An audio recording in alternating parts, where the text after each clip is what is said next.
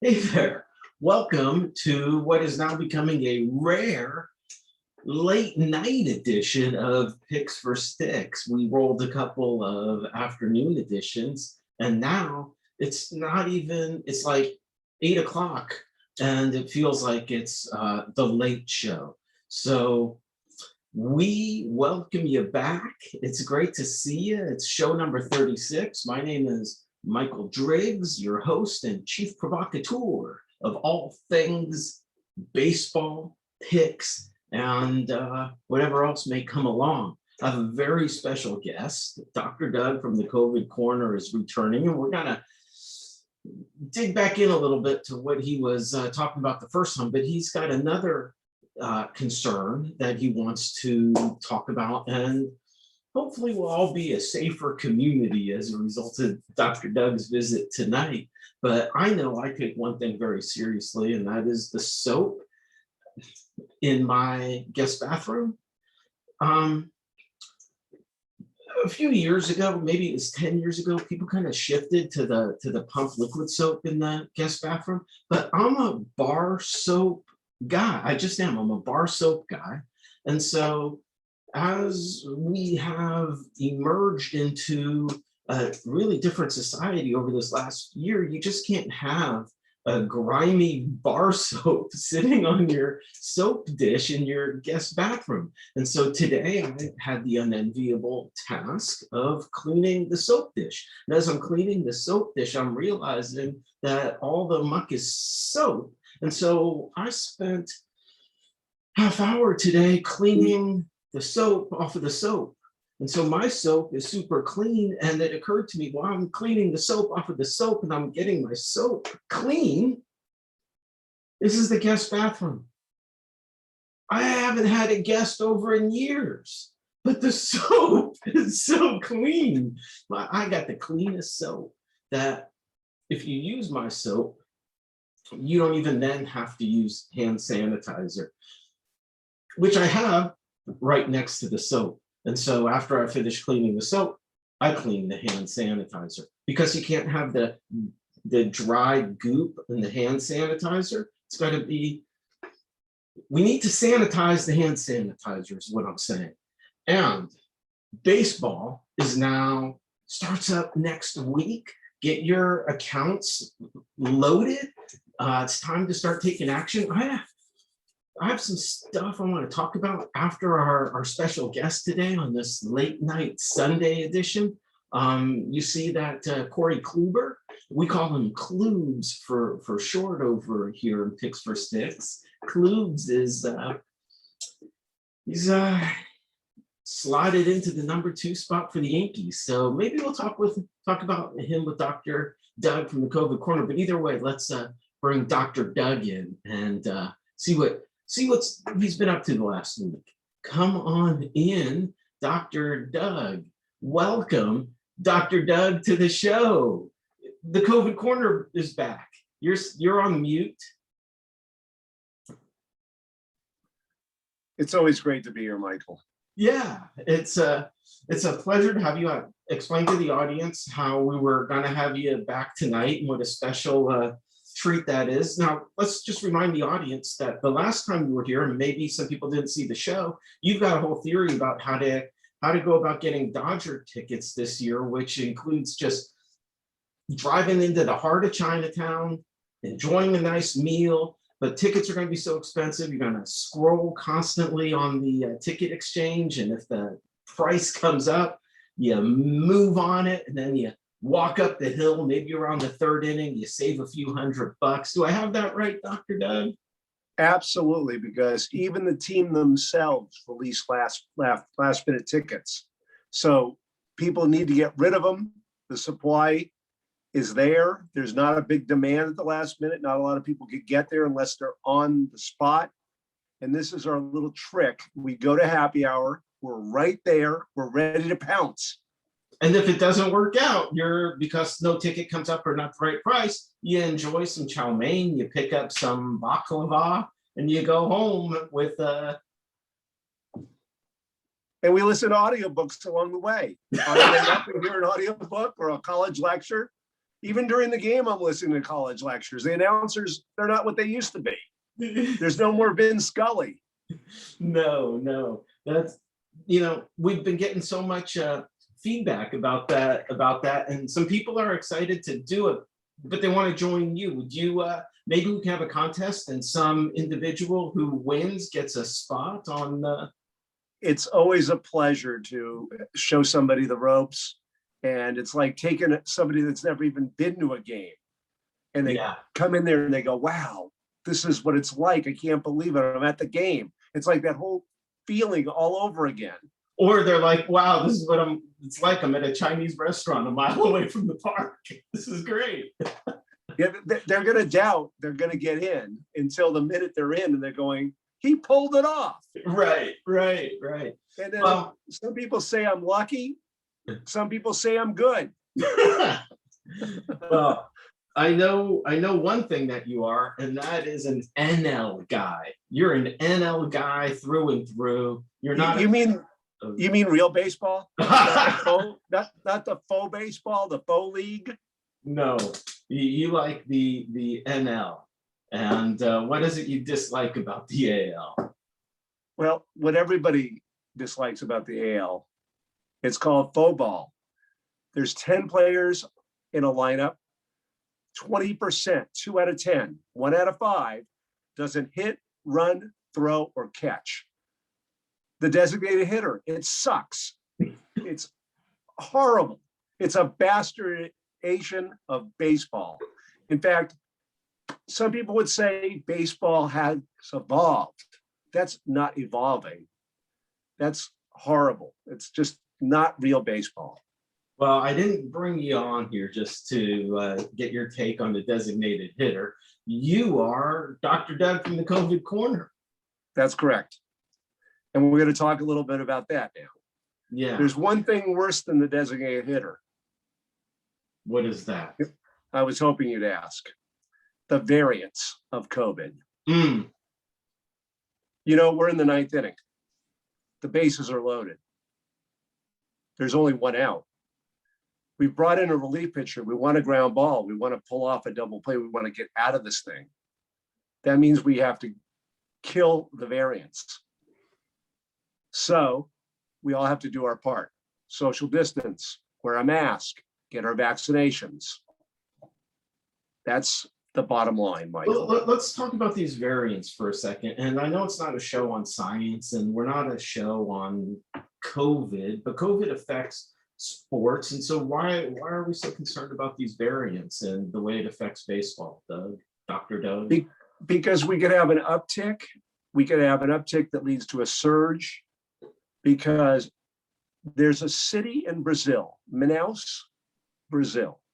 They achieved herd immunity because of the widespread infections of the population. So basically everybody's got antibiotics. Natural antibodies. I'm the doctor. I should have had that right. But these antibodies can't stop the spike proteins from attaching and being uptake in the cells and infecting the people. They're losing a couple hundred a day. I'm sorry to bring it down. I know we like to keep it light, but we don't want to have Manaus night at the stadium. That would be a big mistake. So we don't want to be like Manaus. I get it. I understand where you're coming from. Makes perfect sense to me. So let me make sure I got this right. The DH is actually worse than the variants based on this. You feel that's not what my point was. I did not convince you, apparently. Apparently, I was very emphatic about the DH. Yeah. And scientific about the variants. But I try to be emphasizing both. But the variants are definitely worse than the designated hitter. As much as I hate the designated hitter. But they may not be. They may not be worse than 3 runners on base to begin extra innings. That may be where the disease crosses the line. So let's talk a little baseball, Dr. Doug. You're familiar with Corey Kluber? A little bit. Yeah. So Kluber is ready to roll. He's been injured the past couple of years, and he's going to make his big comeback with the Yankees. He's had 3 spring training starts. That's 2 more than Gio Gonzalez, who I talked about in the last episode. But Kluber is a 2-time Cy Young Award winner, and he's a hard-throwing righty. But his 3 spring training starts are about 10 days apart. That kind of indicates he's still maybe a little bit injured, right? He should be starting a little bit more frequently than every 10 days. Or he's going to have to start out in the bullpen and work his way in. Right, but he's slated to start game number 2. And, the Yankees signed him to an $11 million contract, and it's strange to me that the Yankees don't win every year. Cashman is a huge failure. He's lucky George Steinbrenner isn't alive, right? So it's the Yankees lineup is Cole. Well, their pitching is Cole, and then Kluber, who we call Klubes, and who even cares after that? After that, it's just a bunch of no names nonsense because they're the Yankees. But Boston, your team, Boston starters are even worse than the Yankees plan to have Corey Kluber as a long shot. Well, it's sad because a lot of teams, including the Angels, the Red Sox, in fact, there's 4 teams that if you combine their payroll, it's less than what the Dodgers are getting paid as a team. Pittsburgh, Baltimore, Cleveland, Miami, from where you went to college. Those 4 teams' payrolls combined are less than the Dodgers. So the Dodgers are now the new Yankees. And I'm thinking, what pitcher on those 4 staffs and the Angels as well, what one pitcher could even make the Dodgers staff? They have 8 starting pitchers. They have 3 Cy Young winners. It sounds like a 10-day rotation. It's unreal how much power and how much the Dodgers have, and they've got just a great system in place. They play as a team. You got to play as a team. Well, the Yankees are just a big corporation that are just steamrolling day after day, churning it out. At least the Dodgers have a plan, but so do the Padres. The Padres are going with Yu Darvish and then Snell. And Snell is a great modern day pitcher, 3 innings, take a shower, you can start. He goes to 4 innings. He's not going to go deep, but Lamet, who is their number 3, this guy's really developing. You see what the Padres are doing. Makes you wonder why the Yankees don't have Darvish and Snell. Why wouldn't they have them? Well, that would work out a lot better because those are team players.